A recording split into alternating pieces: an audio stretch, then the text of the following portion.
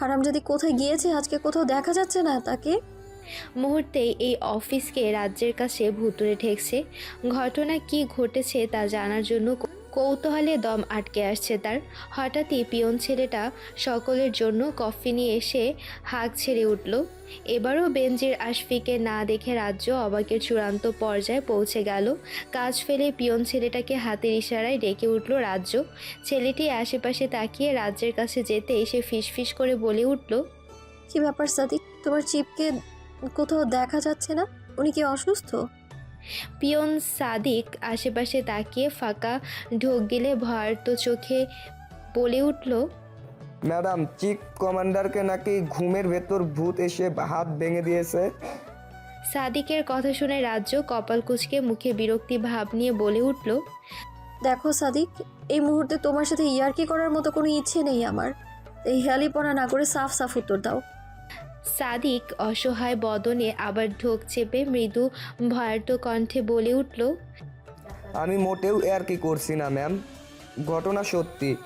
শুধু হাত ভেঙেই ক্লান্ত হয়নি, আঙ্গুলগুলোও মোট করে ভেঙে দিয়েছে। আর রাজ্য উদ্বিগ্ন হয়ে নিজের আঙ্গুল কামড়ে ধরে বলে উঠল, আর কি সাদিক? চিপের নাক ঘুষি মেরে লাল করে দিয়েছে। এই ঘটনা পুরো ডিপার্টমেন্ট জানে। এনি ম্যাডাম সকালবেলায় হসপিটালে চলে গিয়েছে। আপনি দেরিতে এসেছেন তাই কিছুই জানেন না। সাদিকের কাছে এমন আজগুবি ঘটনা শুনে নিজের ইউনিফর্ম না পাল্টে অফিস থেকে বেরিয়ে এলো রাজ্য। পার্কিং লটে এসে নিজের বাইক দ্রুত বের করে সাদিকের বলা হসপিটালের ঠিকানা অনুযায়ী ছুটে চলল। রাজ্য যখন হসপিটালে এসে পৌঁছায় তখন সকাল 9টা বেজে 15 মিনিট। দৌড়ে রিসিপশনে এসে নিজেকে স্বাভাবিক করে রিসিপশনালিস্টকে আন্তরিকভাবে অনুরোধের সুরে বলে ওঠে, Can you tell me in which floor Benjir Ashfi is admitted? ব্যস্ত রিসিপশনিস্ট মেয়েটি কম্পিউটারের দিকে দৃষ্টি রেখে নরম কণ্ঠে বলে উঠল, Yes, ma'am. You will find him in cabin number 302 on the third floor. রাজ্য মেয়েটিকে থ্যাঙ্কস জানিয়ে লিফটের দিকে এগিয়ে গিয়ে দেখতে পেল লিফট লোড হয়ে গিয়েছে। লিফট ছেড়ে দৌড়ে সিঁড়ি দিয়ে সে 3 তলায় চলে গেল।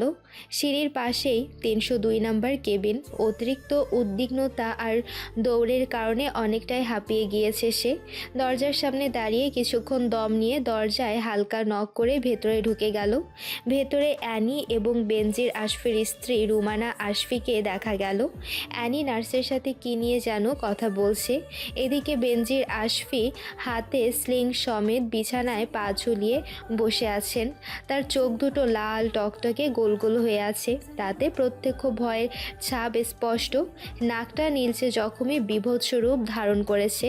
রাজ্য ভেতরে ঢুকে সেলুট দিয়ে কাঁপা কণ্ঠে বেনজির আশফিকে জিজ্ঞেস করে উঠল, আপনার এই অবস্থা কিভাবে হলো স্যার? কে করেছে এই কাজ? আপনি শুধু হিন্টস দিন, সন্ধ্যার আগেই তাকে ধরে আনবো। রাজ্যের কথায় নড়ে চড়ে উঠলেন বেনজির আশফি। এদিক ওদিক তাকিয়ে মিনমিন করে বলে উঠল, ধরার হলে কি তাকে তোমার জন্য বসিয়ে রাখতাম? সে তোমার, আমাদের সকলের ধরা ছোঁয়ার বাইরে। রাজ্য রুমানা আশফির দিকে তাকিয়ে বোঝার চেষ্টা করলো অ্যাকচুয়াল ঘটনা কি ঘটেছে। রুমানা হালকা মাথা নাড়িয়ে বোঝালো সে কিছুই জানে না। নার্সের সাথে কথা শেষ করে অ্যানি বলে উঠল, এই যুগে ভূত প্রেত জিনের বাচ্চা এসব কিছুই হয় না স্যার। আমরা আপনার বাসায় সিসিটিভি ফুটেজ চেক করব, তখনই আসল কালপ্রিট বেরিয়ে আসবে। অ্যানির কথা কর্ণপাত হতেই রেগে গেলেন বেনজির। সামান্য গলার আওয়াজ চড়িয়ে বলে উঠলেন, তোমাদের কি মনে হয় আমি ইয়ার্কি করছি তোমাদের সাথে? জলজান্ত একটা লোক আমার ঘরে এসে আমাকে মেরে যাবে, আমি কিছুই টের পাবো না? শোনো মেয়েরা, একটা মাছি আমার শরীরে বসার আগেই আমি টের পেয়ে যাই মাছিটি আমার শরীরে কোথায় বসে যাচ্ছে। আর আমার হাত ভেঙেছে, আঙুল ভেঙেছে, নাকে আঘাত করেছে, আমি কিছুই টের পাইনি। শুধু তাই নয়, তোমাদের ম্যাডাম আমার সাথে শুয়েছিল, সেও কিচ্ছু টের পায়নি।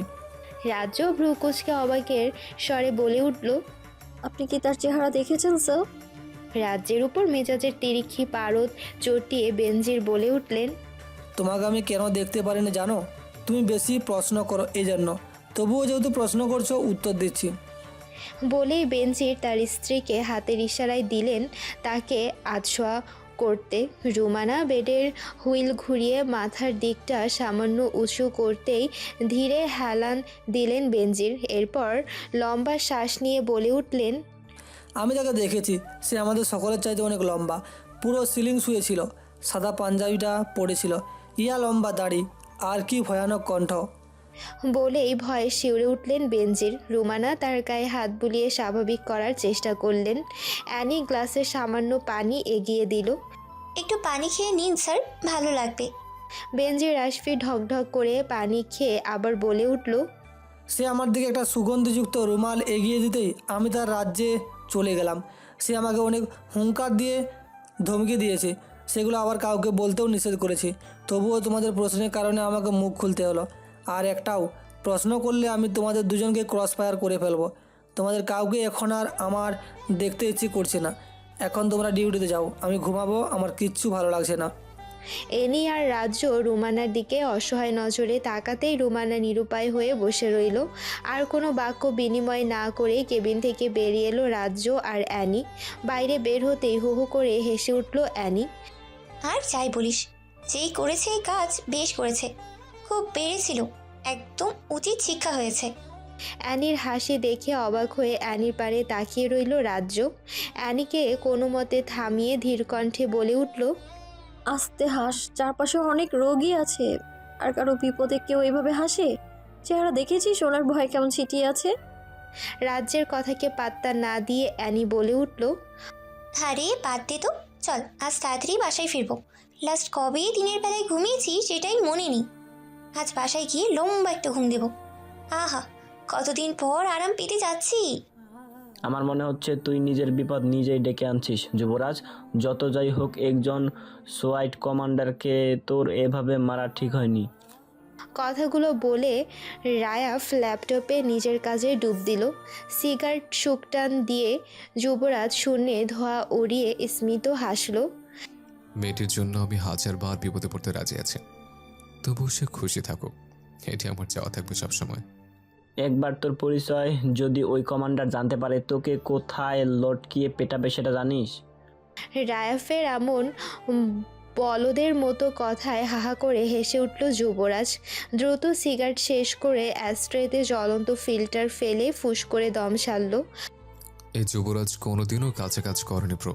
বেনজির আসবে কেন? পুরো টিম 100 বছর তপস্যা করে আমার টিকিরও নাগাল পাবে না। তুই ঠিক কি করেছিস ওনার সাথে বলতো?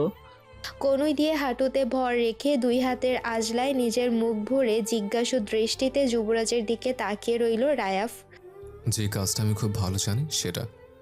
বলেই আবার হো হো শব্দ করে হেসে উঠল যুবরাজ। তুই হিপনোটাইজ করেছিস বেনজিরকে? যুবরাজ মাথা নাড়িয়ে সায় জানিয়ে বলে উঠল, শুধু হিপনোটাইজ না, ক্লোরোফর্ম দিয়ে অজ্ঞান করে মটমট করে আঙুলে হাত ভেঙে জোরসে ঘুষি মেরে নাক ফাটিয়ে দিয়েছে। কিচ্ছুটি টের পায়নি বেচারা। নিজের কপালে নিজেই কতক্ষণ চাপড় মারল রায়াফ। তোর জন্য কবে না আমাকে জেলে যেতে হয়, খুব কপাল গুনে তোকে পেয়েছি। রায়াফের কথায় পাত্তা না দিয়ে কথার মোড় ঘুরালো যুবরাজ। বিষাদ জড়ানো কণ্ঠে শুধালো, মা কেমন আছে? ল্যাপটপ বন্ধ করে সোফা থেকে উঠে দাঁড়ালো রায়াফ।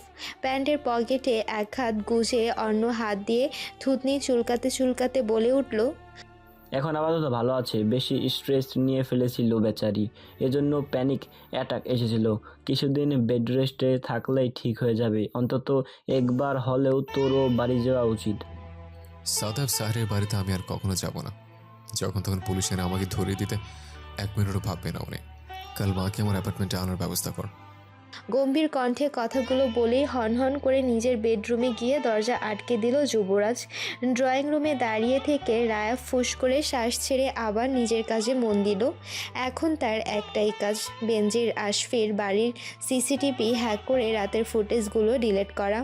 দুপুরের আগেই রাজ্যকে বাড়ি ফিরতে দেখে খুশিতে ডগমগ হয়ে উঠলেন রাজ্যের বাবা রেজওয়ান চৌধুরী।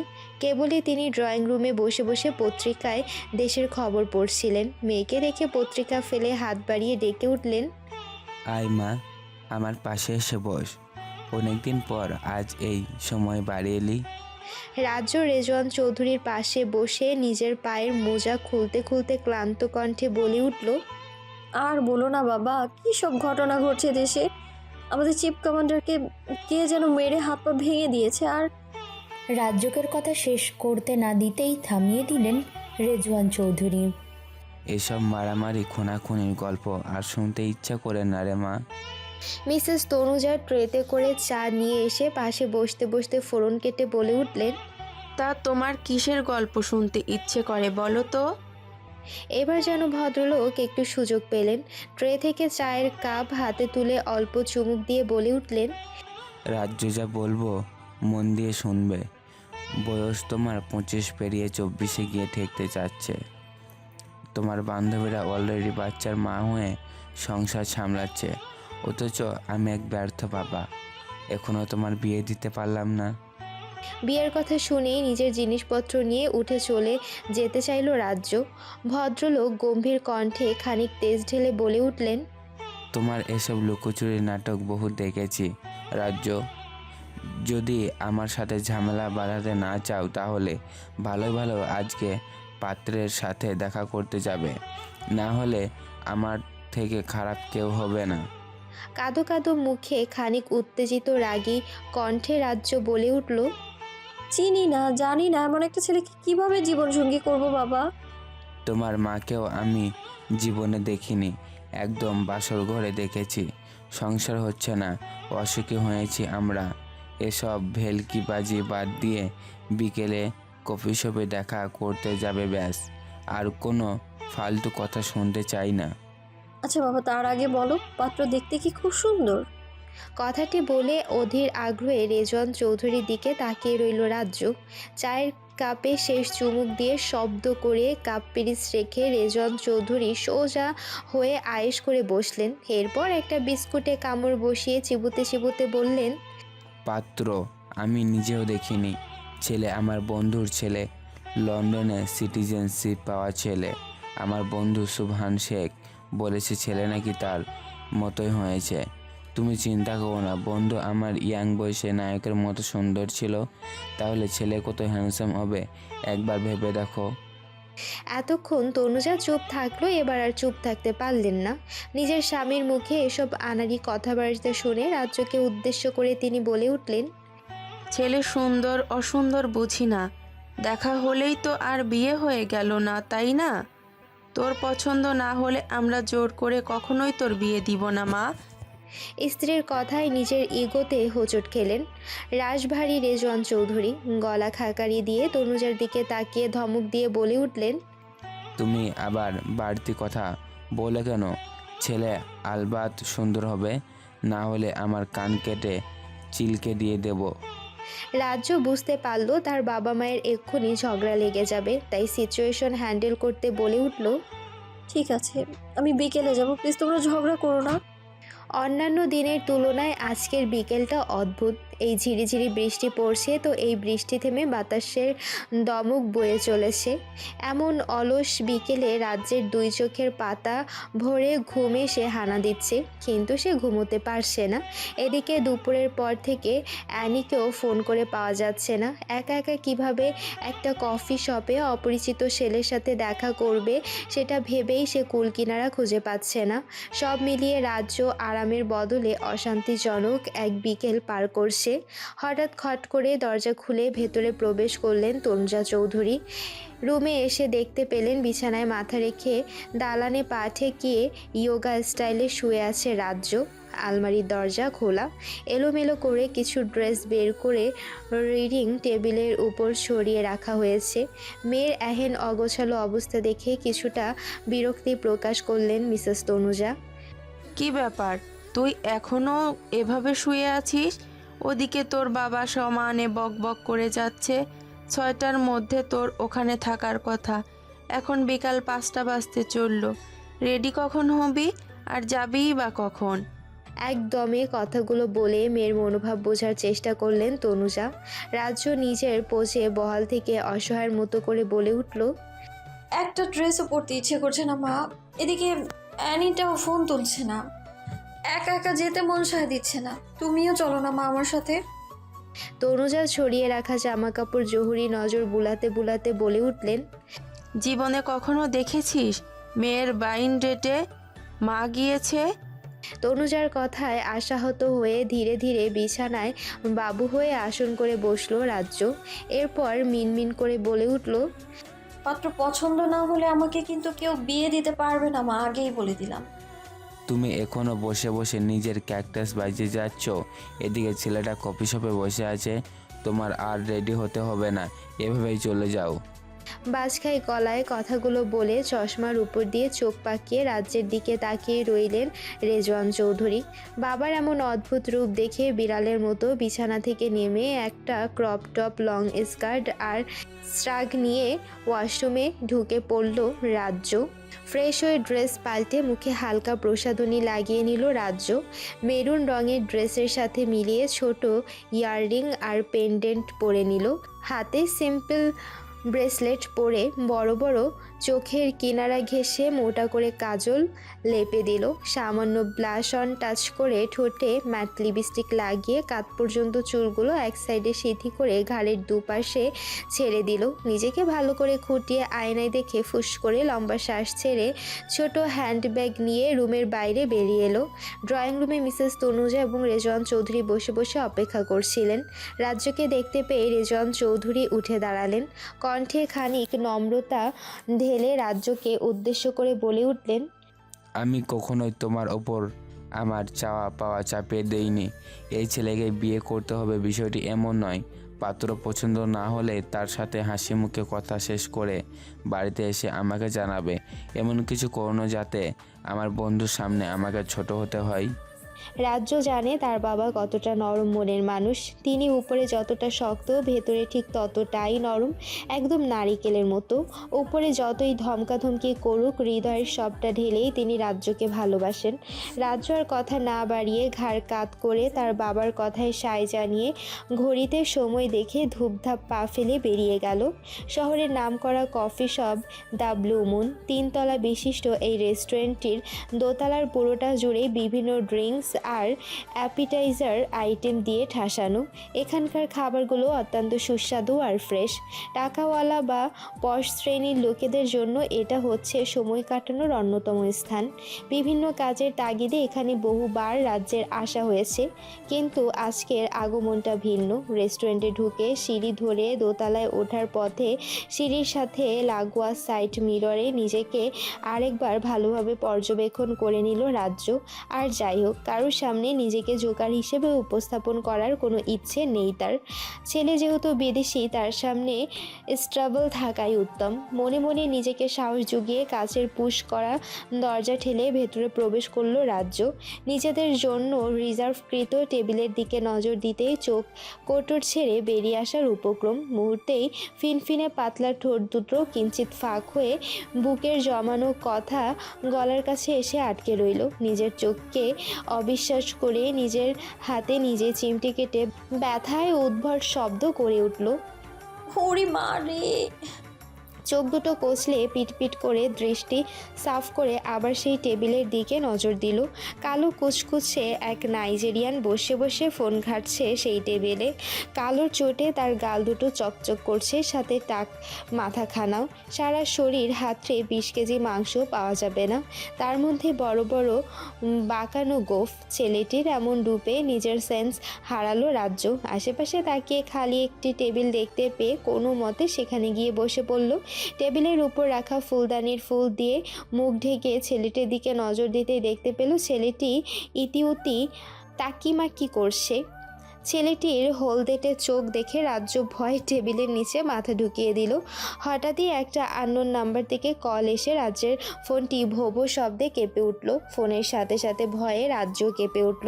কোনো মতে ফোন সাইলেন্ট করে টেবিলের নিচে মাথা রেখেই ভাবতে লাগলো, ইয়া আল্লাহ, এ কোন মুসিবতে বাবা আমায় ফাঁসিয়ে দিল। তার সামনে গিয়ে 1 মিনিট সময় কাটানোও আমার পক্ষে সম্ভব না। এখান থেকে বের হলেই যদি ছেলেটা আমায় দেখে ফেলে তখন। রাজ্য যখন নিজের চিন্তা ভাবনায় মগ্ন, তখনই কেউ গমগমে ভরাট কণ্ঠে বলে উঠল, excuse me, I have booked this table. এমন কঠিন পরিস্থিতিতে রক্ত হিম করা কণ্ঠে কেঁপে উঠে টেবিলে বিছানো সাদা রঙের কাপড়টাকে খামচে ধরল রাজ্য, কিন্তু মাথা বের করলো না। ওপাশের ব্যক্তি এবার চটে গেল। দাঁতে দাঁত পিষে বলে উঠল, কি ব্যাপার, আপনি কি গানে শুনতে পান না নাকি? নাকি কোনো ম্যানার জানেন না? আর এটা কি ধরনের বলার স্টাইল? নিজের ইজ্জতের এমন ফালুদা অবস্থা দেখে ধীরে ধীরে টেবিলের নিচ থেকে মাথা তুলল রাজ্য। টেবিলের নিচে ঝুঁকে থাকার কারণে তার সেট করা সিল্কি চুলগুলো এলোমেলো হয়ে সারা মুখে ভুতুরের মতো বিছিয়ে রয়েছে। রাজ্য কোনো মতে দুই হাতের সহিত চুলগুলো সরিয়ে মাথা একটু তুলে অনুনয়ের সুরে বলে উঠল, একটু কোঅপারেট করুন প্লিজ, সাংঘাতিক বিপদে পড়েছি। আপনার যা খুশি অর্ডার করে খেয়ে নিন, আমি বিল পে করে দেবো, প্রমিস। ওপাশের ব্যক্তির মুখের কথা বলার ভাষা হারালো যেন। যখন মেঘনা চাইতে বৃষ্টি এসে ধরা দেয় তখন সেই সুখ লুকানোর জায়গা বড্ড অভাব দেখা দেয়। লোকটি ধীর পায়ে রোবটের মতো রাজ্যের পাশে চুপটি করে ধুম করে বসে গেল। রাজ্য মাথা তুলে দ্বিতীয় দফায় লোকটির দিকে তাকিয়ে থ্যাঙ্কস জানাতে গিয়ে শকড হয়ে গেল। আরে এ তো সেই দিনের সেই ঘুষি মেরে দেওয়া বদতমিজ ছেলেটা। নিজের চুল নিজেই খামচে ধরে রাজ্য বিড়বিড় করে বলে ওঠে, এত এত সারপ্রাইজ রাখা হয়েছে আজকে আমার জন্য। হায় আল্লাহ, সারপ্রাইজ দেখে কিডনিতে অ্যাটাক না এসে যায় আমার। কোন পাপের শাস্তি এগুলো? নিজের শখের মানুষটি যখন কারো পাশে উপস্থিত থাকে তখন তাকে ছুঁতে না পারার যে তীব্র নীল কণ্ঠ হৃদয়ে শেল হয়ে বেঁধে, এটা ভুক্তভোগী ছাড়া আর কেউ বুঝবে না। যুবরাজের ক্ষেত্রেও তাই হয়েছে। নিজের হাত মুঠি করে সামনের দাঁত দিয়ে কামড়ে ধরে নিজেকে কন্ট্রোল করে যাচ্ছে যুবরাজ। এমন মানবীকে সে কখনো এত সুন্দর রূপে দেখেনি।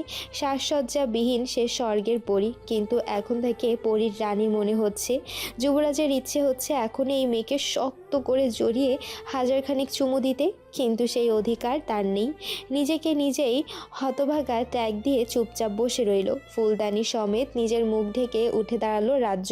আশেপাশে দৃষ্টি মেলে অতীব কৃষ্ণবর্ণ লোকটিকে খুঁজল।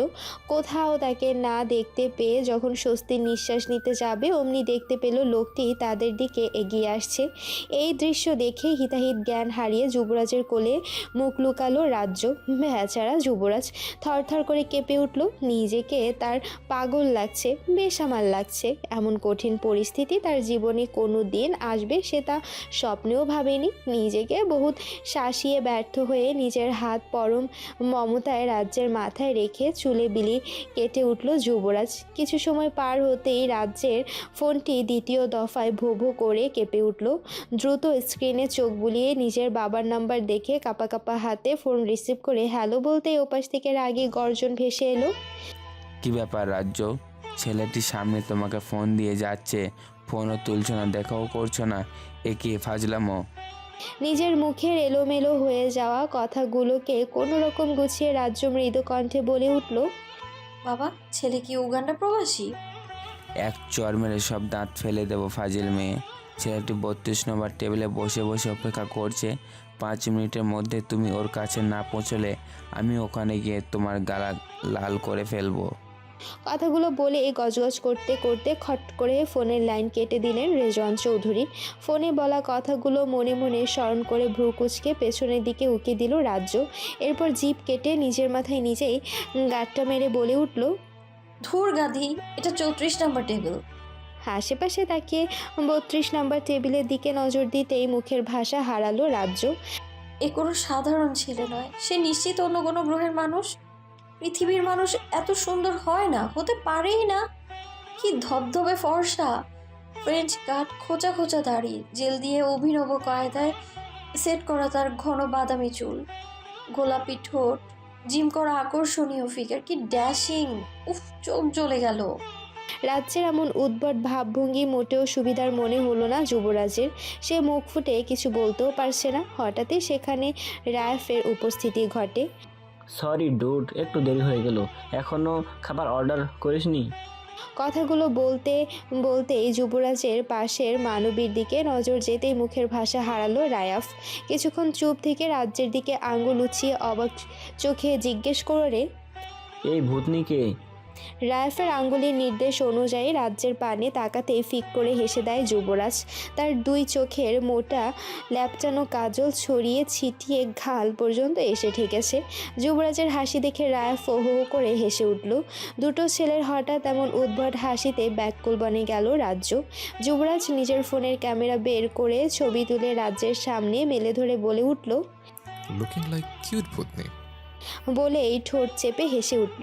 নিজের এমন ভয়াবহ রূপ দেখে অন্তর ধক করে উঠল রাজ্যের। অপেক্ষারত ব্যক্তি এই রূপ দেখলে 1 সেকেন্ডও সময় নেবে না তাকে রিজেক্ট করতে। 2 হাত দিয়ে দ্রুত সেই কাজল পরিষ্কার করতে গিয়ে আরও ছড়িয়ে ফেলল সে। যুবরাজ রাজ্যের হাত ধরে থামিয়ে বলে উঠল, আমি হেল্প করছি। টেবিলের উপর থাকা টিস্যু হোল্ডার থেকে টিস্যু নিয়ে আলতো হাতে রাজ্যের থুতনি চেপে ধরে ধীরে ধীরে কাজল মোছার কাজে লেগে গেল যুবরাজ। এই প্রথম রাজ্য যুবরাজের দিকে ভালোভাবে দৃষ্টি মেলে তাকালো। চকচকে ফর্সা স্কিন, চকচকে ফর্সা ক্লিন শেপ মুখটিতে যেন রাজ্যের মায়া। বাদামি মণিযুক্ত চোখ দুটো কাউকে বশীভূত করার জন্য যথেষ্ট। ডার্ক ব্রাউন ঘাড় সমান স্টাইল করে কাটা চুলগুলো এই যুবকের সৌন্দর্য অন্য সব পুরুষের থেকে 1000 গুণ বাড়িয়ে দিয়েছে। ব্ল্যাক রেড ঠোঁট দুটোর সম্মোহন থেকে মুক্তি পাওয়া বড়ই দুষ্কর। জিম করা প্রশস্ত পেটানো শরীরটি যে কোনো মেয়েকে শিহরিত করতে বাধ্য। যুবরাজের মুখের দিকে তাকিয়ে না চাইতো রাজ্য গলার ট্যাটুর ব্যান্ডেজ লাগানো জায়গায় স্পর্শ করতেই যুবরাজের হাত থেমে যায়। একে অপরের দিকে মোহনীয় ভঙ্গিতে কতক্ষণ চেয়ে থাকে কেউই জানে না। দুজনের ধ্যাং ভাঙে ওয়েটারের কথায়। Excuse me sir, what do you want to order? নিজেকে ধাতস্থ করে চট করে বসা থেকে উঠে দাঁড়ায় রাজ্য। এরপর মাথা নিচু করে বলে ওঠে, sorry, I have to go. যুবরাজকে পাশ কাটিয়ে রাজ্য ওয়াশরুমের দিকে ছুটে চলে। এই পুরোটা মুহূর্ত যুবরাজের বক্ষ ছাপিয়ে ক্রমাগত হাতুড়ি পিটিয়ে চলেছে কেউ। যুবরাজের এই মুহূর্তে ওয়েটার ছেলেটির পিঠের ছাল তুলতে ইচ্ছে হচ্ছে। কোনো মতে চটে যাওয়া রাগ কন্ট্রোল করে নিজের বুকে হাত চেপে ধরে রায়ফকে উদ্দেশ্য করে যুবরাজ বলে ওঠে, যা মজা অর্ডার দে, আই এম ফিলিং সিক। এদিকে হাঁপাতে হাঁপাতে ওয়াশরুমে এসে আয়নার সামনে দাঁড়িয়ে নিজেকে পরিপাটি করে নিল রাজ্য। যুবরাজের চোখে দৃষ্টি মেলানোর পর থেকে কোনো কিছুই তার ভালো লাগছে না। নিজের মনের সাথে যুদ্ধ করে পুনরায় নিজেকে গুছিয়ে 32 নম্বর টেবিলের দিকে হাঁটা দিল সে। সামনের দিকে তাকিয়ে দৃঢ় মনে হেঁটে চলেছে রাজ্য। সেই দৃষ্টি অনুসরণ করে রাজ্যের গন্তব্য শেষ হতেই দাঁড়িয়ে গেল যুবরাজ। স্টেক কাটার চাকু হাতে নিয়ে নিজের সর্বোচ্চ শক্তি দিয়ে চেপে ধরে আহত হিংস্র বাঘের ন্যায় আর্তনাদ করে বলে উঠল, Sherham Fayaz. Excuse me, I am sorry for late. চেয়ারে বসে অপেক্ষারত যুবক রিনরিনে মিষ্টি কণ্ঠকে অনুসরণ করে ফোনের স্ক্রিন থেকে দৃষ্টি সরিয়ে মাথা তুলল। সামনে দাঁড়ানো অসাধারণ সুন্দরী মানবীকে দেখে মুহূর্তের ব্যবধানে হার্টবিট মিস করলো। পুরো মস্তিষ্ক ফাঁকা মনে হলো যুবরাজের কাছে। বুকে জমানো দলা পাখানো উচ্ছ্বাসগুলো আন্দোলন করে বাইরে বেরিয়ে আসার জন্য ভেতরে খুব পীড়া দিতে লাগলো। রাজ্য যুবকের এমন চাহনিতে ভরকে গিয়ে খুক খুক করে কেসে উঠল। সম্মতি ফিরে পেল যুবরাজ। হাতের ফোন টেবিলে রেখে মুখে প্রশস্ত হাসি ঝুলিয়ে দ্রুত দাঁড়িয়ে পাশে রাখা বিশাল লাল গোলাপের তোড়া এগিয়ে দিল।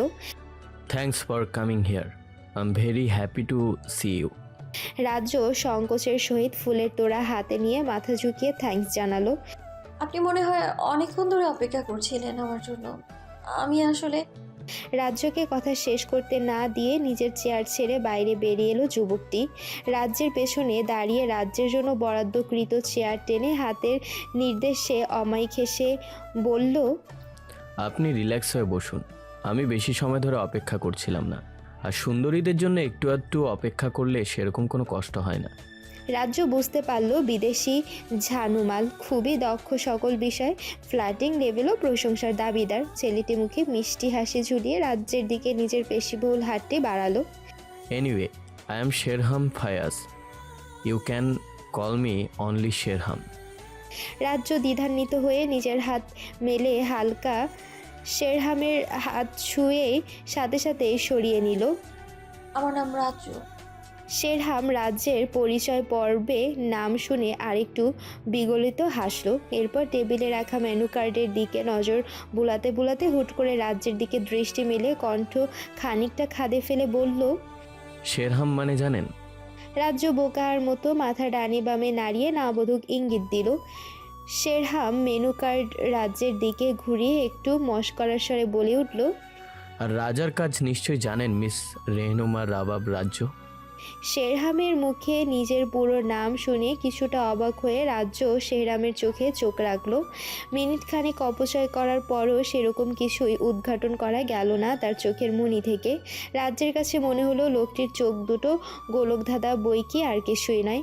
দেখে মনে হয় সব প্রশ্নের উত্তর পাওয়া যাবে, কিন্তু প্রবেশ করলে গোলকধাঁধার চক্করে নির্ঘাত মৃত্যু। শেরহাম রাজ্যের মতিগতি বুঝলো কি না কে জানে। রাজ্যের পানে নেশাক্ত চোখে তাকিয়ে কণ্ঠে খানিক নম্রতা ঢেলে বলল, চলুন কিছু খেয়ে নেওয়া যাক, খালি মুখে কথা বলতে পানসে পানসে ফিল হচ্ছে। শেরহামের হাত থেকে মেনু কার্ড নিয়ে কিছুক্ষণ তাতে চোখ বুলালো রাজ্য। বেছে বেছে নিজের জন্য একটা আইসড আমেরিকানো আর একটা স্যান্ডউইচ অর্ডার করে শেরহামের দিকে এগিয়ে দিল। মুচকি এসে মেনু কার্ডটি নিয়ে শেরহাম খুবই চিহ্নিত হয়ে কিছু একটা খুঁজে চলল। শেরহামের চিহ্নিত মুখ রাজ্যের মনে উদ্বিগ্নতা সৃষ্টি করলো। আপনাকে অনেক চিন্তিত লাগছে মিস্টার শেরহাম ফায়াজ। আপনি কি খুঁজছেন এইভাবে মেনু কার্ডে? দেখছিস সবচেয়ে তিতকুটে কোন আইটেমটা রয়েছে এদের? তিক্ত স্বাদ দিয়ে কি করবেন আপনি? আপনার মিষ্টতা কতটুকু তার পরিমাণ করব মিস রাজ্য।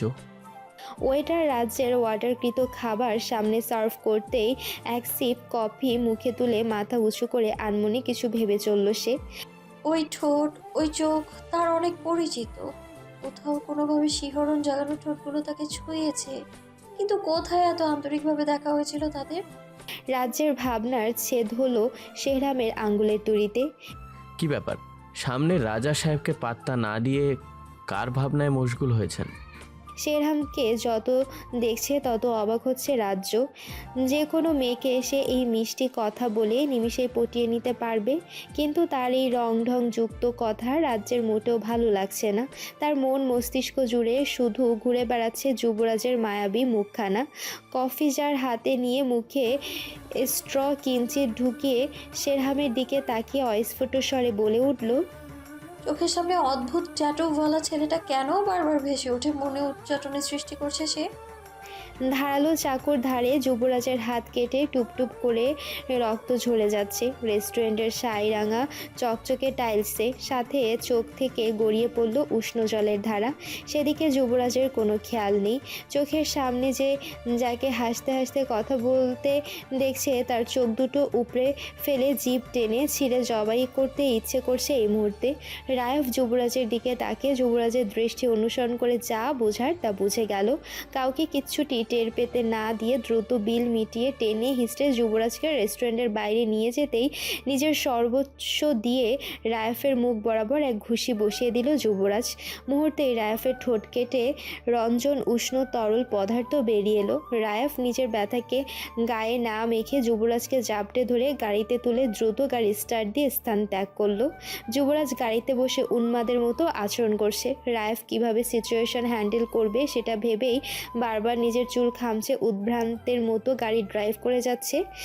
আমাকে ওখান থেকে কেন নিয়ে এলি মাথা ফাঁকা? যুবরাজের বিশ্রী গালাগাল রায়ফ কোনো টু শব্দ করলো না। কিছুক্ষণ পর যুবরাজ নিজেকে স্বাভাবিক করে আহত কণ্ঠে বলে উঠল, আমাকে বাড়ি না বিয়েতে, আজ রাতে বাসে ফিরবো না আমি। রায়ফ বাধ্য দাসের ন্যায় যুবরাজকে বাড়ি নিয়ে একটা চেয়ারে বসিয়ে দিল। যুবরাজের দিকে তাকিয়ে বার ম্যানেজার চোখ টিপে বলে উঠল, দেশি নাকি বিদেশি?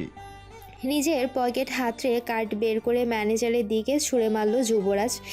এই যুবরাজ শাহির কাজ পর্যন্ত কেউ জিজ্ঞেস করেনি তার কি পছন্দ। চেহারা দেখিয়ে মানুষ বুঝে গেছে what I want।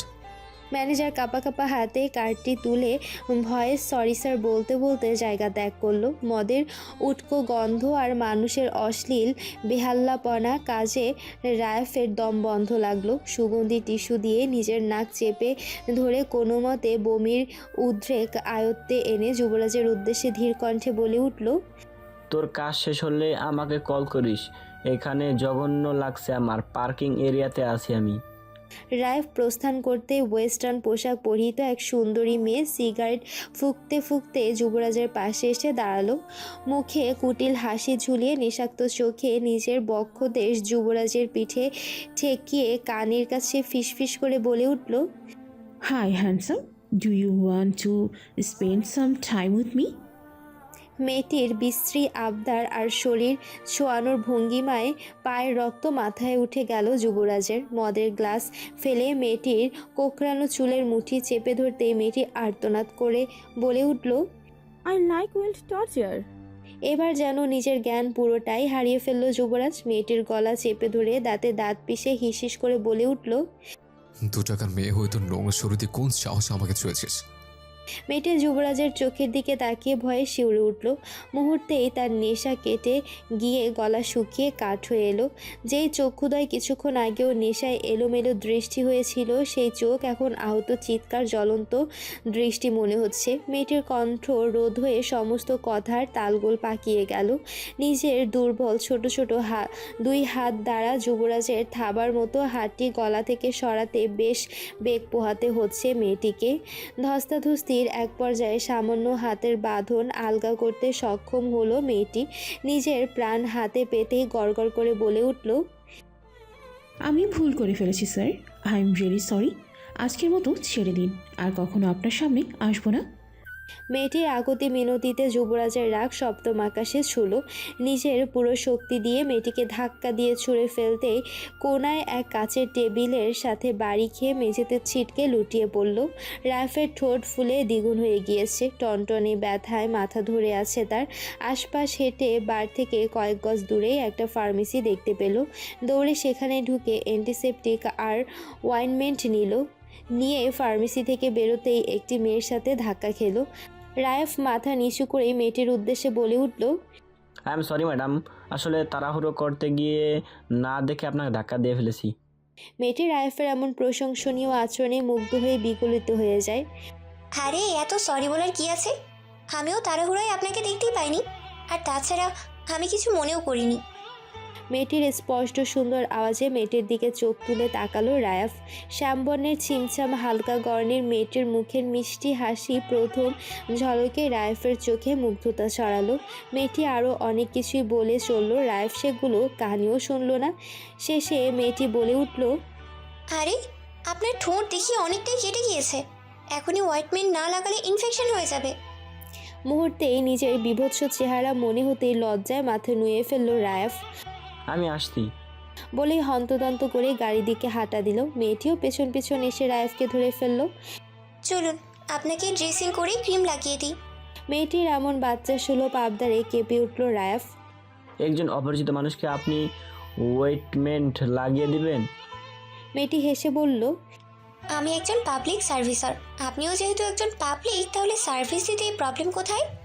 মেয়েটির বাচ্চা বাচ্চা চেহারা আর মিষ্টি হাসি দুটোই চূড়ান্তভাবে মুগ্ধ করলো রায়াফকে। মেয়েটি ক্ষত পরিষ্কার করে কটন বাডের সাহায্যে আলতো হাতে ঠোঁটের উপর ওয়াইনমেন্টের প্রলেপ লাগিয়ে দিল। মেয়েটির কাজ শেষ হতেই হাত ঝাড়া দিয়ে বলে উঠল, শেষ? মেয়েটির হাত ঝাড়ার শব্দে ধ্যান ভাঙল রায়াফের। সে কোনো ব্যথা বা জ্বলুনি কিচ্ছুটি টের পেল না। আর ভাবেই বা কীভাবে? সমুদ্রের মতো স্বচ্ছ চোখে ডুব দিলে আর কি কেউ দুনিয়া কোনো হুঁশ থাকার কথা? মেয়েটি নিজের হাত বাড়িয়ে বলে উঠল, বাই দ্য ওয়ে, আমি অ্যানি রহমান। মেয়েটির নরম তুলতুলে ছোট হাতে আলতো হাত ছোঁয়ালো রায়াফ। রেদওয়ান রায়াফ। পরিচিত হয়ে ভালো লাগলো, আসছি। পকেট থেকে নিজের ফোন বের করে একটি নাম্বার ডায়াল করে দ্রুত পদে প্রস্থান নিল অ্যানি। নিজের বন্ধ অন্ধকার কক্ষে বিছানায় শুয়ে এপাশ ওপাশ করছে রাজ্য। কিছুতেই তার অক্ষিপটে ঘুম ধরা দিচ্ছে না। সে আজ সুদর্শন ড্যাশিং একজন টাকাওয়ালা হাঙ্কের সাথে দেখা করেছে। বাকি সব মেয়েদের মতো তার উচিত ডেট করা ছেলেটির চিন্তায় মশগুল থাকা, কিন্তু তার বেলায় হয়েছে অন্য ঘটনা। সে কিছুতেই যুবরাজের চেহারা মন থেকে মুছতে পারছে না। বেহায়া মন বারবার দ্বিতীয় দফায় তার সান্নিধ্যে চাচ্ছে। তাই জন্যই তো শেহরামের সাথে দ্রুত কথা শেষ করে যুবরাজের টেবিলে ফিরে এসেছিল সে। কি অদ্ভুত বিষয়, গোছানো খাবার ঠিকই পড়েছিল টেবিলে, কিন্তু যুবরাজ ছিল না। চিন্তায় চিন্তায় রাজ্যের মাথা ফেটে যাবার উপক্রম। নিজের মাথা চেপে যুবরাজের চিন্তা ঝেড়ে ফেলতে বিছানা থেকে উঠে দাঁড়িয়ে রুমের লাইট অন করে দিল। দ্রুত পোশাক পাল্টে একটা জিন্স আর টি শার্ট গায়ে জড়িয়ে একটা রিভলভার আর টর্চ হাতে নিয়ে নিজের বেলকনির পাইপ বেয়ে ঝাঁপিয়ে নেমে গেল। নিজেকে নিজেই বুঝালো, অলস মস্তিষ্ক শয়তানের কারখানাতে কাজে ডুবে থাকাটাই শ্রেয়। নিজের কলিগ অ্যানিকে ফোন বের করে মেসেজ পাঠালো। চিফ কমান্ডারের বাড়িতে ভূত দেখতে যাচ্ছি, জেগে থাকলে তোর আমন্ত্রণ রইল ভূতের বাড়িতে। ঘুটঘুটে অন্ধকার নিশুতি রাত। কিছুক্ষণ আগের আলো বিলিয়ে দেওয়া চাঁদটাকে কুটকুটে কালো মেঘ পুরোদমে গ্রাস করে ফেলেছে। মেঘের ঘন অন্ধকারে চারটি তার চকচকে রূপালি আলো ছড়াতে ব্যর্থ হয়েছে। শহরের ল্যাম্পপোস্ট আর সোডিয়াম লাইটগুলো ব্যথিত নিভিতে শুরু করেছে শহর জুড়ে বসবাস করা মানুষের ঘর আলোকিত করার কৃত্রিম ফকফকে বাতিগুলো। রাস্তায় মানুষের আনাগোনা বন্ধ হয়ে গিয়েছে আরও অনেক আগেই। অদূরে মাঝে মাঝে নেড়ি কুকুরগুলো ঘেউ ঘেউ করে তাদের অস্তিত্ব জানান দিচ্ছে। চারপাশ গা ছমছমে অনুভূতি দিচ্ছে। এমন ভয়ঙ্কর গা শিউরে ওঠা পরিবেশ, হাতে একটা টর্চ আর রিভলভার নিয়ে দৌড়ে চলেছে রাজ্য। উদ্দেশ্য একটাই, যুবরাজের ভূত মাথা থেকে নামিয়ে বেনজির আশফির বাড়ির ভূতটাকে কবজা করা। কিন্তু বিপত্তি বাঁধল গুলশান সোসাইটির গেটের সামনে এসে। সে আগে কখনো কমান্ডারের বাড়িতে আসেনি, আসার প্রয়োজনও হয়নি। বেনজির আশফি তাকে ভূত ধরার দায়িত্বও দেয়নি, নিজ উদ্যোগে এখানে এসেছে সে। অফিস কলিগদের কাছে সে শুনেছিল কমান্ডারের বাসা নাম্বার 236, আর বাসার ভেতর থেকে সবসময় বিদেশি কুকুরের ঘেউ ঘেউ শোনা যায়। কিন্তু 236-এর আগে পরে কি আছে তা সে জানে না। সোসাইটির লোহার গেটে হেলান দিয়ে কপালে রিভলভার পেন নল ঠেকিয়ে কিছুক্ষণ সে নিজে নিজেই চিন্তা করল, যতগুলো 236 নম্বর বাসা আছে সবগুলো ঢু মারবো। যেটাতে দেখবো বিদেশি কুকুর বাঁধা আছে ওইটাই ওই খারুস কমান্ডারের বাড়ি। নিজেকে নিজেই শ্রেষ্ঠ বুদ্ধিমানের তকমা দিয়ে খুব দক্ষভাবে গেট টপকে ভেতরে প্রবেশ করলো। আশেপাশে চোখ বুলাতেই শ্লেষ হাসলো রাজ্য। বেটা নাইট গার্ড, এক্ষুনি এইভাবে ঝিমোচ্ছিস, বাকি রাত কি করবি? তাই তো বলি, ভূত গুলশান সোসাইটিতে কিভাবে ঢুকলো নিষ্কর্মার দল? সময় ব্যয় না করে দ্রুত পদে হেঁটে খুঁজতে লাগলো 236 নাম্বার বাসা। হঠাৎই একটি বাসার নম্বর প্লেট দেখে খুশিতে 32 পাটি দাঁত বেরিয়ে এলো তার। কিন্তু মুহূর্তেই সেই দাঁত ফিনফিনে পাতলা চিকন ঠোঁটের আড়ালে ঢাকা পড়ে গেল। কারণ বাসা নাম্বার 236A। তার মধ্যে গেটে দারোয়ান পাহারায় রয়েছে।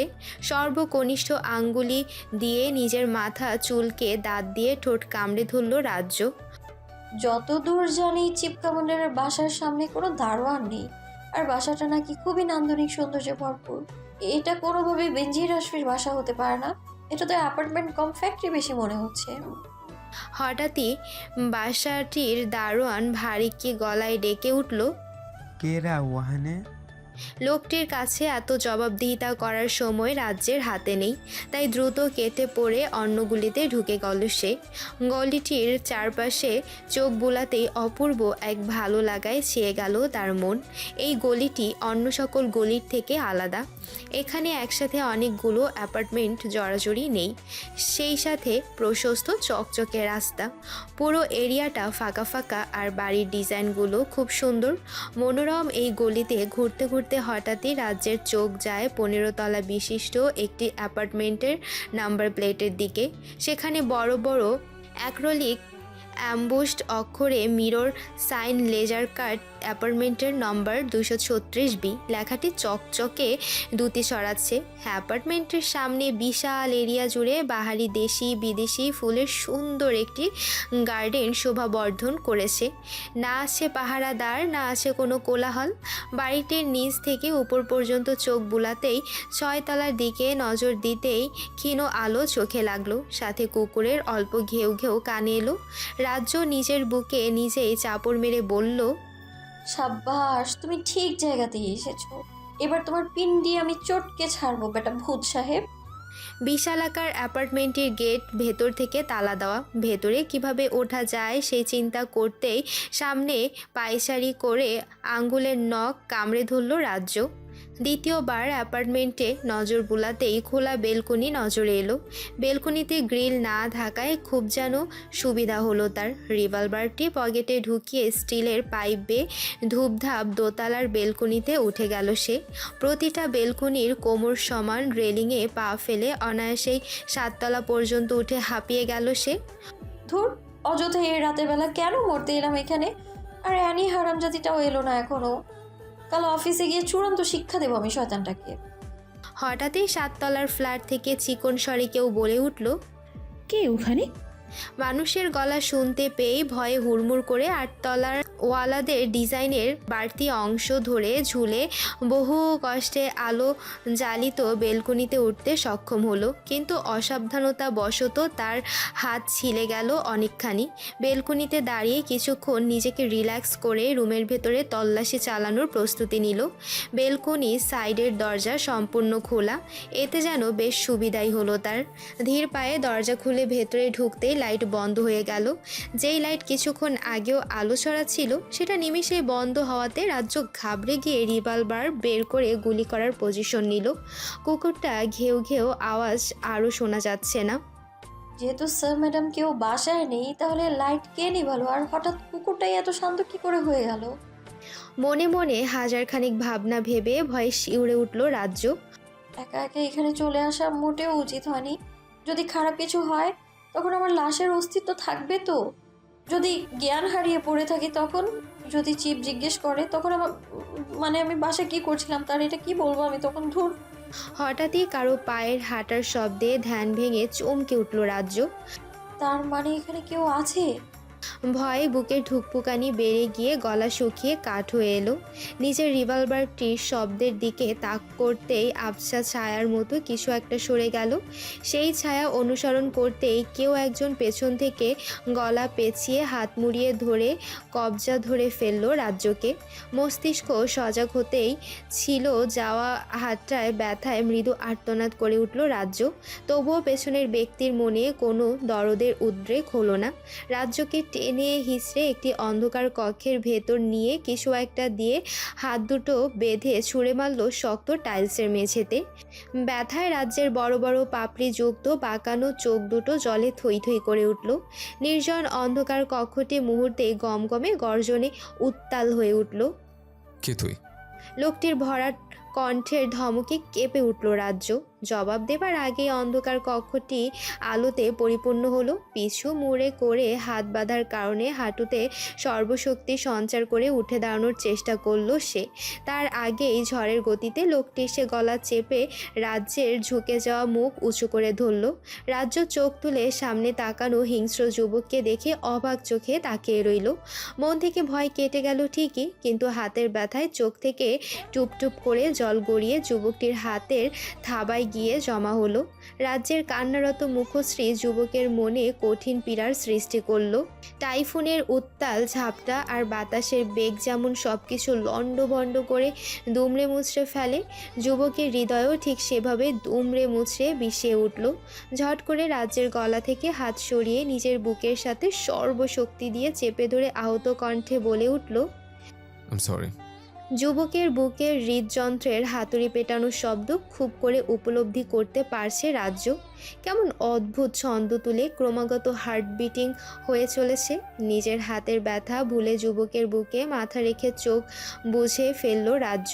হঠাৎই যুবক রাজ্যকে বুক থেকে সরিয়ে অপরাধী চোখে রাজ্যকে দুই হাতের বাহু ধরে দাঁড় করালো। ঝটপট বেঁধে রাখা হাত দুটোর বাঁধন মুক্ত করে সরে দাঁড়িয়ে পাশেই সাজিয়ে রাখা হুইস্কির তাকে সজোরে এক ঘুষি বসিয়ে দিল।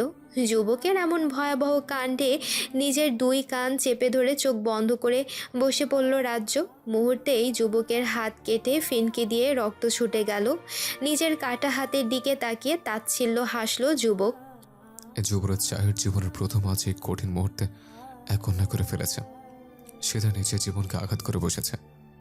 কাটা রক্তাক্ত হাত নিয়ে রাজ্যের দিকে কিছুটা এগিয়ে গিয়ে আহত নিচু কণ্ঠে বলে উঠল, তোমাকে যতটা আঘাত করেছে তার চেয়ে বেশি ব্যথা আমি নিজেকে দিয়েছে। না জেনে তোমাকে ব্যথা দেওয়ার জন্য আমি আন্তরিক দুঃখিত। যুবকের এমন মায়াবী বেদনার্থ কণ্ঠে মুখ তুলে যুবরাজের কষ্টজড়িত মুখশ্রীতে দৃষ্টি দিল রাজ্য। যুবরাজের অসহায় মায়াবী মুখটা রাজ্যের মনের কোথায় যেন সূক্ষ্ম ব্যথার সৃষ্টি করল। ঝট করে উঠে দাঁড়িয়ে খপ করে যুবরাজের হাতের কবজি চেপে ধরে উদ্বিগ্নের স্বরে বলে উঠল, আপনার হাতে কাঁচ ঢুকে আছে, এখনই হসপিটালে চলুন আমার সাথে, নাহলে রক্ত বন্ধ করতে ঝামেলা হবে। রাজ্যের এমন উদ্বিগ্নতা দেখে স্মিত হেসে রাজ্যের মাথায় মমতার হাত বুলালো যুবরাজ। লম্বা একটা দীর্ঘশ্বাস টেনে ঠোঁট কামড়ে ধরে অনিমেষ রাজ্যের পানে তাকিয়ে রইল। দুনিয়াতে আমার কষ্টে উদ্বিগ্ন হবার মতো আমার মা ছাড়া আর কেউ নেই। সে তালিকা আজকে তুমিও যুক্ত হলে। তুমি নিজেও জানো না আমার কষ্টে তোমার এই চিন্তিত মুখশ্রী আমাকে ব্যথা উপশমে কতটা হেল্প করেছে। কথাটা বলেই হনহন করে হেঁটে আলমারি খুলে মেডিকেট বক্স নিয়ে ওয়াশরুমে চলে গেল যুবক। যুবরাজের পেছন পেছন রাজ্য ধীর পায়ে ওয়াশরুমে প্রবেশ করতে দেখতে পেল কোনো অ্যানথেস্থিয়া ছাড়াই একের পর এক ভাঙা কাচের ছোট ছোট টুকরোগুলো একটা ফোর্সেস এর সহায়তায় টেনে টেনে বের করছে যুবরাজ। এই বিষয়টাতে তাকে খুবই প্রফেশনাল মনে হচ্ছে। ভাঙা কাচের টুকরো বের করা শেষ হলেই একটা লিকুইড পোভিসেফ এর বোতল পুরোটাই গলগল করে ঢেলে দিল নিজের হাতে। এই দৃশ্য দেখে রাজ্যের পুরো শরীর শিউরে উঠল। মুহূর্তেই যুবরাজকে তার কাছে ভয়ঙ্কর ঠেকতে লাগলো। রাজ্য শরীরের সমস্ত শক্তি হারিয়ে ফেলল যখন দেখতে পেল এক হাত তার মুখের সাহায্যে যুবরাজ নিজের কাটা জায়গাগুলো খ্যাচ করে নিজেই সেলাই করে চলেছে। রাজ্যকে ভয় আর অবাকের চূড়ান্ত পর্যায়ে পৌঁছে দিয়ে যুবরাজ নিজেই নিজের হাতে সুনিপুণ ব্যান্ডেজ করে রাজ্যের পানে দৃষ্টি দিল। যুবরাজের বাদামি গভীর চোখে দৃষ্টি মিলতেই ঠকঠক করে কেঁপে উঠল রাজ্য। যুবরাজকে তার দিকে এগোতে দেখে তার কমলার কোয়ার্নায় ঠোঁট দুটো শৈত্য প্রবাহের শীতের ন্যায় থরথর করে কাঁপতে লাগলো। তোমার হাতে চোট লেগেছে, চলো ড্রেসিং করে অয়েন্টমেন্ট লাগিয়ে দিই। যুবরাজের রক্ত হিম করা এমন কথায় রাজ্য নিজের দুই হাত পেছনে লুকিয়ে ঠোঁটে ঠোঁট চেপে মাথা দুলিয়ে কঠিন কণ্ঠে বলে উঠল, আমার কাছে আর এক পাও এগুলে আমি কিন্তু জ্ঞান হারবো মিস্টার যুবরাজ।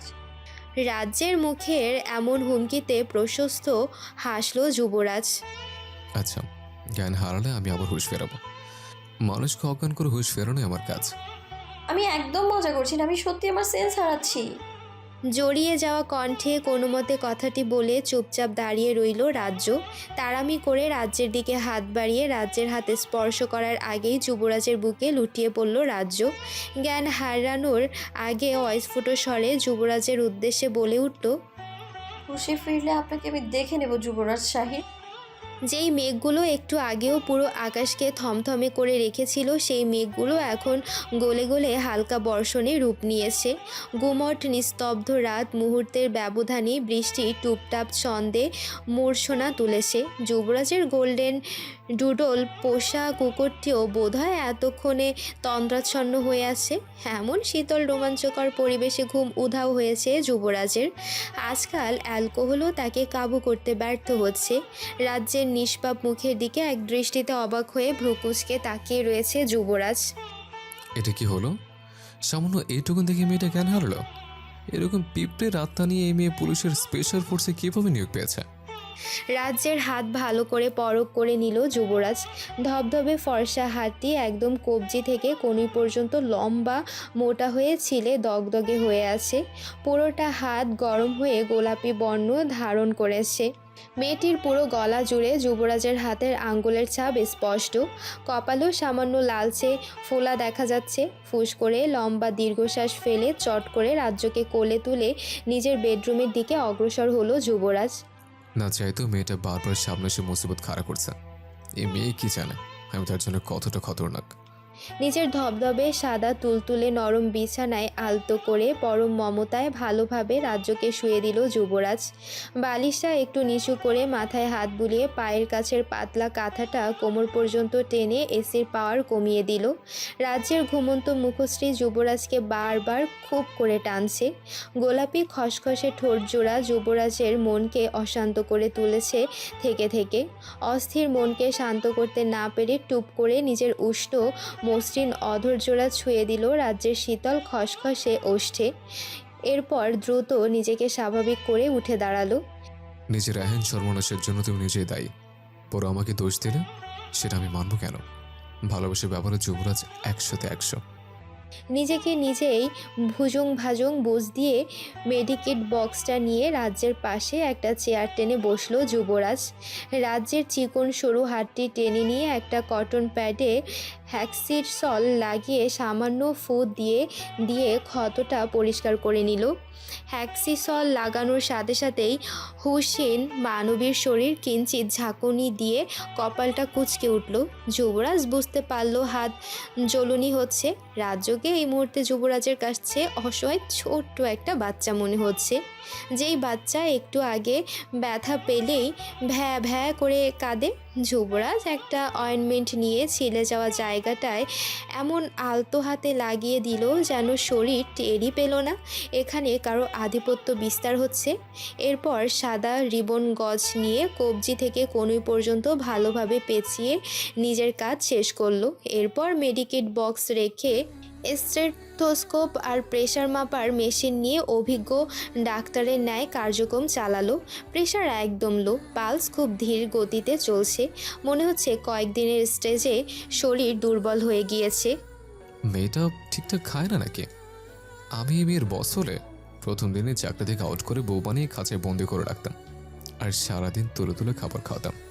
এত কেয়ারলেস কোনো মেয়ে হয়? যুবরাজ নিজে নিজেই বকবক করতে করতে একটা ইলেকট্রোলাইট স্যালাইন এনে রাজ্যের হাতে লাগিয়ে দিল। এই মেয়েকে বিয়ে করলে তো বাসাতে একটা ডাক্তারখানা খুলতে হবে। কি সাংঘাতিক মুসিবত! নিজের জন্য আর মেডিসিন তো এখন দেখছে আমার আগে আমার বউরই লাগবে। ধ্যাৎ, খেলবো না। এদিকে অ্যানি বেনজির আশফির বাসার নিচে 2 ঘন্টা ধরে দাঁড়িয়ে দাঁড়িয়ে রাজ্যকে ফোনের উপর ফোন দিয়ে যাচ্ছে, কিন্তু বেচারি রাজ্য ফোন তো রিসিভ করছেই না, মেসেজ দিয়েও কোনো ফিডব্যাক জানাচ্ছে না। আমাকে মেসেজ পাঠিয়ে এই মেয়ে কোথায় গেল? গুড়ি গুড়ি বৃষ্টি পড়তে শুরু করেছে অলরেডি। এত রাতে একা একা বাড়ি ফিরবো কিভাবে? একা একা বিড়বিড় করতে করতে চতুর অ্যানি চারপাশে তীক্ষ্ণ নজর বুলালো। এরিয়াটা একদম ফাঁকা, কেমন একটা গা ছমছমে ভাব। নিজের ফোনের স্ক্রিন অন করে সময় দেখে নিল অ্যানি। রাত প্রায় 1:30টার কাছাকাছি। ফোন পকেটে পুরে টর্চ জ্বালিয়ে অ্যাপার্টমেন্টের ব্যাক সাইডে চলে গেল সে। অ্যাপার্টমেন্টের পেছনে বড় একটা আম গাছ রয়েছে, সেটা দিয়ে ইজিলি বেনজির আশফির বেলকনিতে যাওয়া যায়। ভূত যেহেতু ধরতে এসেছি, তাহলে একদম গাছের গুড়ি থেকেই শুরু করা যাক। টর্চ জ্বালিয়ে গাছের দৃশ্যমান সকল অংশ পরখ করে নিল অ্যানি। সন্দেহজনক কিছুই পাওয়া গেল না এখানে। দুনিয়াতে ভূত প্রেত বলতে কিছুই নেই। আমি ড্যাম শিওর এটা কোনো মানুষের কাজ, কিন্তু কাজটা করলো কোন বেটা? মাঝারি সাইজের আম গাছটাতে উঠে বেশ বেগ পোহাতে হলো অ্যানিকে, কারণ বৃষ্টির ছিটায় গাছ পিচ্ছিল হয়ে গিয়েছে অনেক। 2 মিনিটের কাজ 10 মিনিটে করে হাঁপিয়ে উঠল অ্যানি। কোনো মতে 3 তলার বেলকনিতে পৌঁছে হাঁটুতে ভর দিয়ে বড় বড় দম ফেলল সে। এরপর রুমে ঢুকে বেলকনির দরজা লাগিয়ে পুরো বাসা আলোকিত করলো লাইটস জ্বালিয়ে। বিশাল বড় ফ্ল্যাট। বেনজির আশফি আর তার স্ত্রী একাই থাকেন এখানে। 2 ছেলে মেয়ে আছে ওনাদের, তারা বিদেশে পড়াশোনা করেন। রুমানার বোনের কাজ। বেনজির আশফির ধারণা বাংলাদেশের পড়াশোনার কোনো মূল্য নেই, সার্টিফিকেট অর্জন করে চাকরি পাবার চাইতে শিক্ষিত মানুষ হওয়া আগে জরুরি। অ্যানি মনে মনে ভাবে, ভদ্রলোকের নীতি ঠিক আছে, এত এত লেখাপড়া করে যদি মানুষই না হওয়া গেল, তবে কিসের দাম রইল বড় বড় ডিগ্রির? বেনজির আশফির কক্ষ তল্লাশি চালাতে চালাতে অ্যানি অদ্ভুত সুন্দর একটা রুমাল দেখতে পেল বেডসাইড টেবিলের উপর। ঝটপট হাতে গ্লাভস পরে সেই রুমালটি একটা জিপার ব্যাগে ভরে নিল। মস্তিষ্ক সজাগ হতেই অ্যানির মনে পড়ল, চিফ বারবার একটা সুগন্ধি রুমালের কথা বলছিলেন। এই রুমালের ভিতরেই লুকিয়ে আছে আসল রহস্য। এখন এই রুমালই আমাকে ভূত পর্যন্ত নিয়ে যেতে হেল্প করবে। আজকে কোনোভাবেই যুবরাজের অক্ষিপটে নিদ্রা ধরা দিচ্ছে না। চোখ বুঝলেই রাজ্যের জ্ঞান হারানোর সময়টার কথা বারবার মনে পড়ছে। আচ্ছা, মেয়েটাকে জাদু করে সে আমার পুরোটাই কিভাবে কবজা করেছে? যদি মেয়েটাকে আমি না পাই তাহলে আমি বাঁচবো কি করে? হঠাৎই রেস্টুরেন্টের কথা মাথাচাড়া দিতেই পায়ের রক্ত ছলকে মাথায় উঠে গেল যুবরাজের। শোয়া থেকে দুম করে উঠে বসে রাজ্যের কক্ষের দিকে পা বাড়ালো। এই মুহূর্তে আমাকে জানতে হবে শিরহামের সাথে তার কিসের সম্পর্ক, কেন সে ওই নরঘাতকের সাথে দেখা করতে গিয়েছে রেস্টুরেন্টে। যুবরাজ রাজ্যের কক্ষে এসে রুমের লাইটস জ্বালিয়ে হনহন করে রাজ্যের বিছানার কাছে এসে দাঁড়ালো। রাগে তার চোখ দুটো জ্বলন্ত অগ্নিশিখার মতো হয়ে আছে। আপনা আপনি দুই হাত মুষ্টিবদ্ধ হয়ে জল শক্ত হয়ে যাচ্ছে। এদিকে মেয়েটি পরম সুখের নিদ্রা গিয়েছে। বড় বড় পাপড়িযুক্ত বদ্ধ চোখ দুটো যেন শিল্পীর আঁকা ছবি। ভরাট গোলাপি লাল দুটো পাকা আপেলের মতো লাগছে যুবরাজের কাছে। বেঘুরে মেয়েটি দুই ঠোঁট নাড়িয়ে চুকচুক শব্দ করছে। এই দৃশ্য দেখে ফিক করে হেসে দিল যুবরাজ। যেই পরিমাণ রাগ নিয়ে যুবরাজ এই কক্ষে প্রবেশ করেছিল, মেয়েটির এমন কোমল তুলতুলে আদুরে মুখশ্রী দেখে নিমিষেই সেই রাগ পানিতে পরিণত হলো। দ্রুত রুমের লাইট নিভিয়ে ধীরে ধীরে বিছানায় উঠে রাজ্যের পাশে চুপ মেরে শুয়ে গেল সে। নিজের হাতের উপর রাজ্যের মাথা রেখে আরেক হাত দিয়ে শক্ত করে জড়িয়ে চোখ বুঝল। এবার ঘুম পাচ্ছে, আমার খুব ঘুম পাচ্ছে। তোমার উষ্ণতাবিহীন আমার ঘুমও পালিয়েছে জান। আমি পাগল হয়ে যাচ্ছি দিনে দিনে। আমি উন্মাদ, বদ্ধ উন্মাদ। ঘুটঘুটে অন্ধকার একটি কক্ষে 25 কি 26 বছর বয়সের এক তরুণের গলা টিপে ধরে আছে লম্বা চওড়া শক্তপোক্ত এক লোক। সারা শরীর তার কালো কাপড়ে আবৃত, যার কারণে অজ্ঞাত ব্যক্তির সঠিক বয়স অনুমান করা দুষ্কর। এই অন্ধকার কক্ষের মাঝেও লোকটির অদ্ভুত চোখ হিংস্রতা ছড়াচ্ছে। সাধারণ মানুষের চাইতে এই লোকের চোখের মণি ভীষণ আলাদা। দুই পাশে দুই রঙের মণি। কক্ষের সকল নিস্তব্ধতা ভেদ করে হুঙ্কার দিয়ে উঠল লোকটি। বল, তোতলা মামুন কোথায় আছে? যদি কোনো কিছু গোপন করার চেষ্টা করেছিস তাহলে এই ঘরের মধ্যেই দাফন করে দেব তোকে। মানুষ তো দূরে থাক, কাকপক্ষীও জানবে না তোর সমাধির খবর।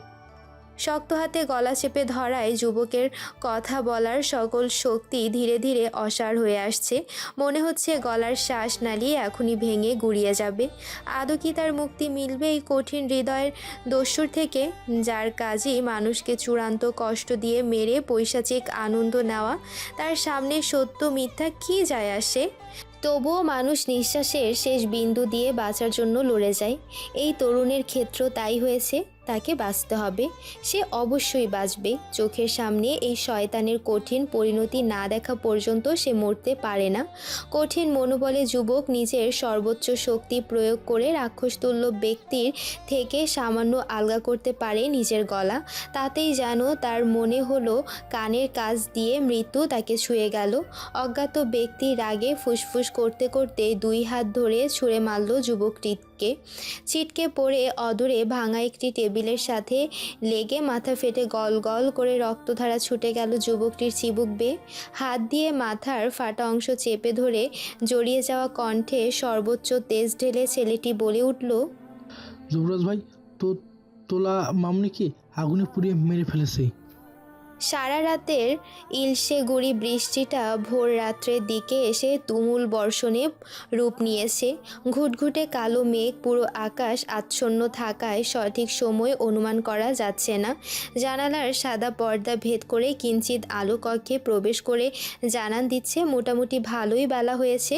বিশালাকার থাই জানালা বন্ধ থাকার কারণে বৃষ্টির ঝড়ঝড় শব্দের বদলে শস্য শব্দটাই কর্ণগুহরে এসে লাগলো। হঠাৎ ঘুম ভেঙে গেল রাজ্যের। পিটপিট করে ফেলল, দৃষ্টি মেলল। ঘুম ভালো করে কাটেনি বলে না চাইতেও অক্ষিপল্লব আপনা আপনি বন্ধ হয়ে গেল। জোর করে চক্ষু খুলে চারপাশে নজর বুলিয়ে নিজের অবস্থান বোঝার চেষ্টা করল। বেডরুমময় ভুনা খিচুড়ির গন্ধে মম করছে। নিজের বাড়িতেই আছে বুঝতে পেরে শান্তিতে আবার চোখ বুজে ফেলল। বিছানায় আড়মোড়া ভাঙতে হাত পা ছড়াতেই স্লাইনের পাইপে টান লেগে ব্যথায় কোকিয়ে উঠল সে। হাতের দিকে তাকিয়ে গত রাতের কথা মনে পড়তেই ভয়ে শিউরে উঠল রাজ্য। হাতে লাগানো সুই ধীরে ধীরে খুলে অন্য হাতে নজর দিল। হাতটি দেখেই বোঝা যাচ্ছে খুব যত্ন সহকারে ব্যান্ডেজ লাগানো হয়েছে। ধীরে ধীরে শোয়া থেকে উঠে বসে পুরো রুম ভালো করে চোখ বুলালো। আবছা আলোয় বিশালাকার এক কক্ষ নজরে এলো। কক্ষটি খুবই ছিমছাম সাজানো গোছানো। নিজের ঘাড় সমান এলোমেলো চুলগুলো গুছিয়ে বেঁধে সারা বিছানা জুড়ে নিজের মোবাইল খুঁজে চলল। কিন্তু আফসোস, এই ঘরের কোথাও মোবাইল নামক যন্ত্রটির অস্তিত্ব নেই। তার মানে মোবাইল রেখেই আমি চলে এসেছি। আচ্ছা, অ্যানি আবার চিফের বাসায় যায়নি তো? অফিসে গিয়ে কি জবাব দেবো অ্যানিকে? কি এক কেলেঙ্কারিতে ফেসে গেলাম, ছি। ধীর পায়ে বিছানা থেকে নেমে কক্ষের বিশালাকার জানালা খুলে পর্দা দুটো সরিয়ে ঘর কিছুটা আলোকিত করলো রাজ্য। জানালা খুলতেই বৃষ্টির ঠান্ডা ঝাপটা এসে তার মুখ গলা ভিজিয়ে দিল। সকাল সকাল বৃষ্টির পানি খেলে ঠান্ডা জ্বর দুটোই কাবু করবে ম্যাডাম। এমনিতে সারা রাত অনেক চালিয়েছেন, এবার একটু অসহায়ের উপর দয়া করুন। হঠাৎই রসিকতা মিশ্রিত ভরাট কণ্ঠস্বরে চমকে উঠল রাজ্য। পেছনে ফিরে যুবরাজকে দেখে তনু মন দুটোই শিহরিত হলো তার। মনে হচ্ছে সে কেবলই গোসল সেরে এসেছে। ওলফ কাটিং চুলগুলো এলোমেলো হয়ে তাতে শিশির বিন্দুর মতো পানি লেগে আসে। ভালো করে শরীর না মোছার কারণে ফোলা ফোলা পেশিগুলোতে বিন্দু বিন্দু পানি জমে রয়েছে। কালো রঙের হাতাবিহীন স্যান্ডো গেঞ্জি এই যুবকের সৌন্দর্য কতখানি বৃদ্ধি করেছে তা কি এই আনাড়ি পুরুষ জানে? আর ওই রক্ত জবা ঠোঁট দুটো। হঠাৎই যুবরাজের ব্যান্ডেজ করা হাতের দিকে নজর গেল রাজ্যের। গতরাতের বিভীষিকাময় দৃশ্য মনে পড়তেই হাত পা অসাড় হয়ে এলো তার। মাথার ঘিলু পিনপিন করে ঘুরতে লাগলো। আমি কি রাতে জ্ঞান হারিয়েছিলাম? ডক্টর এসে কখন স্যালাইন দিয়ে গেল, কিচ্ছুটি টের পেলাম না। এখন যদি আবার জ্ঞান হারাই তখন? এখন আবার জ্ঞান হারালে যেদিক দিয়ে বাসায় এসেছো সেদিক দিয়ে চুপ করে নেচে ফেলে দেব। এরপর সারাদিন রাস্তার ভেতর বেহুশ হয়ে পড়ে থেকো, ফাসিল মেয়ে। কথাটি বলে যুবরাজ নিজের হাতের সাদা টাওয়ালখানা গলায় ঝুলিয়ে হনহন করে চলে গেল। যুবরাজের এমন আকস্মিক হুমকিতে বোকা বনে গেল রাজ্য। কি সাংঘাতিক লোক রে বাবা! মনে মনে একটা কথা বললাম, সেটাও শুনে নিল। আবার আমাকে ফাজিলও বলে গেল। আমি ফাজিল হলে তুই বেটা হনুমান। আমায় গালি দেওয়া শেষ হলে দ্রুত ফ্রেশ হয়ে ডাইনিং টেবিলে এসো। তোমার জন্য আমিও খেতে পারছি না, খিদে মরে যাচ্ছে। যুবরাজের এমন অদ্ভুত স্বভাবে চূড়ান্তভাবে ঘাবড়ে গেল রাজ্য। যুবরাজ সম্পর্কে আর কোনো প্রকার চিন্তা ভাবনা না করে দ্রুত ফ্রেশ হয়ে বাইরে বেরিয়ে এলো। যুবরাজ টেবিলের উপর বাহারি আইটেমের সাথে ভুনা খিচুড়ি বেড়ে নিয়ে বসে আছে। খাবারগুলো লোভনীয় ঠেকলেও রাজ্য সেসবে পাত্তা দিল না। রাজ্যকে দেখতে পেয়ে যুবরাজ মেপে হাসলো, এরপর উঠে দাঁড়িয়ে একটা চেয়ার টেনে দিল। বসো এখানে। সকাল থেকে তোমার জন্য রান্নাবান্না করতে করতে কাহিল হয়ে গেছে, এবার কি আমাকে উদ্ধার করো। যুবরাজের এমন আতিথেয়তায় চরমভাবে মুগ্ধ করল রাজ্যকে। মনে মনে খুশি হলেও মুখে কিছুই প্রকাশ করলো না। আপনি আমার জন্য রান্না করেছেন? অবাক হয়ে শুধালো রাজ্য। বারে, বাসায় মেহমান এলে তার জন্য রান্না করব না? আমি কি কঞ্জুস নাকি? তুমি চাইলে আমি আমার নিজের কলিজে ভুনা করে তোমায় খাওয়াবো।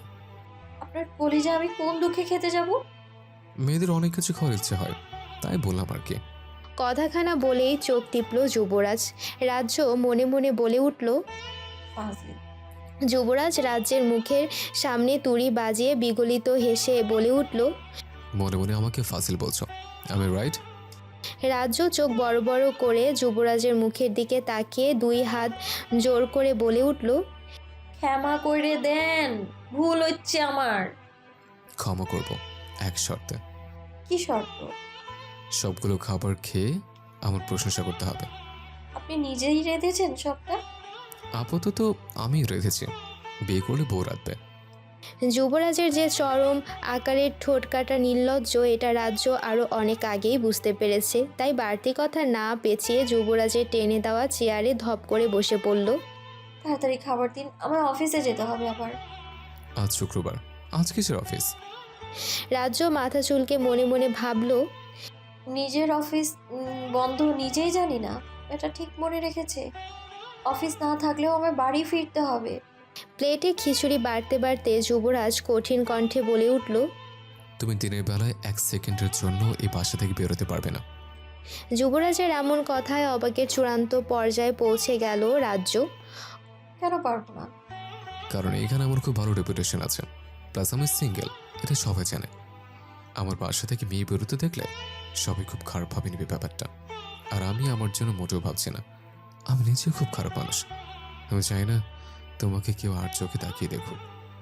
কথাটা বলে প্লেটে সুন্দর করে খাবার গুছিয়ে রাজ্যের সামনে পরিবেশন করলো যুবরাজ। যুবরাজকে যতই দেখছে ততই মুগ্ধ হচ্ছে রাজ্য। এ তো কোনো সাধারণ ছেলে নয়, পুরোই প্যাকেজ। খাবার সামনে পেয়ে স্পুন রেডি করতে করতে যুবরাজের উদ্দেশ্যে রাজ্য বলল, আপনিও বসুন। যুবরাজ নিজের প্লেটে খাবার বাড়তে বাড়তে বলে উঠল, বৃষ্টির দিনে চামচ রেখে হাত দিয়ে আচার আর খিচুড়ি মাখিয়ে মাখিয়ে খেয়ে দেখতে পারো, অনেক মজা লাগবে। নিজের উত্তেজনা এবার আর ধরে রাখতে পারল না রাজ্য। মুখে খাবারের লোকমা তুলতে তুলতে মুচকি হেসে বলে উঠল, আপনাকে যে বিয়ে করবে সে অনেক লাকি। খাবার চিবোতে চিবোতে যুবরাজ বলে উঠল, তাহলে সেই লাকি পার্সন আপনি নিজে হয়েছেন ম্যাডাম।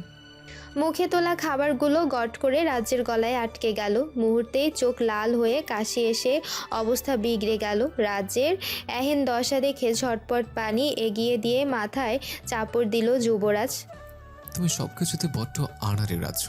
তোমাকে মনে হয় তাড়াহুড়ো করার জন্য সবসময় দুই পাশ থেকে দুই শয়তান গুঁতোতে থাকে, তাই না? পানি খেয়ে নিজেকে স্বাভাবিক করে ফ্যাসফ্যাসে কণ্ঠে রাজ্য বলে উঠল, আমার দুই পাশের দুই শয়তানের চেয়েও আপনি বেশি মারাত্মক। আপনি আপাতত আমাকে গুতানো বন্ধ করুন। আমার তো শিং নেই, তাহলে কিভাবে গুঁতা দিলাম তোমাকে? আমি কি না খেয়ে উঠে যাব? হ্যাঁ না প্লিজ রাগ করো না, মুখে স্কচটে মেরেছে, আর কিছুটি বলবো না। কথাখানা বলেই মুখে হাওয়ায় টেপ মারার মতো ভং ধরল যুবরাজ। এটা দেখে রাজ্য ফিক করে হেসে দিল। এক মনে খেতে খেতে যুবরাজ খুব খুব করে কেসে উঠল।